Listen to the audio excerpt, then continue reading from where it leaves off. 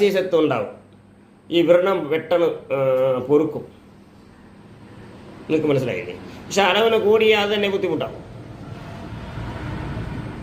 നിങ്ങൾക്ക് മനസ്സിലായില്ലേ? അതുകൊണ്ട് ഞാൻ പ്രത്യേകിച്ച് പറയുകയാണ്, ചുണ്ണാമ്പ് ചേർക്കുമ്പോൾ ഒരു വെറ്റ നമ്മൾ മുറുക്കുന്നതിന് ഉപയോഗിക്കുന്ന ചുണ്ണാമ്പ് മാത്രം.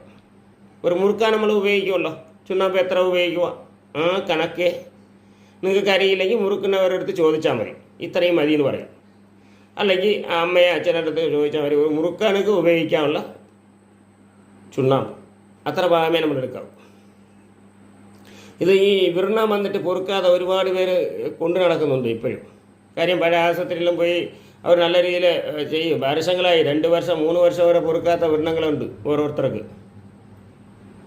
ഇതൊക്കെ ഞങ്ങൾ ഇത് ഇങ്ങനെ ഉള്ളത് ഞങ്ങളെ നാട്ടുമരുന്നിൽ അത് പൊറിപ്പിക്കാനുള്ള വിധിയൊക്കെ ഉണ്ട്.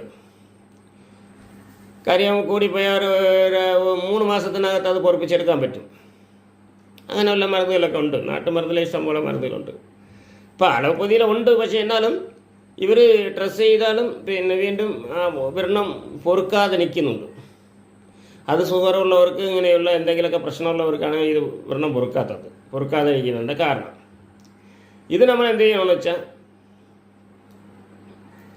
ഈ പറയും കണക്ക്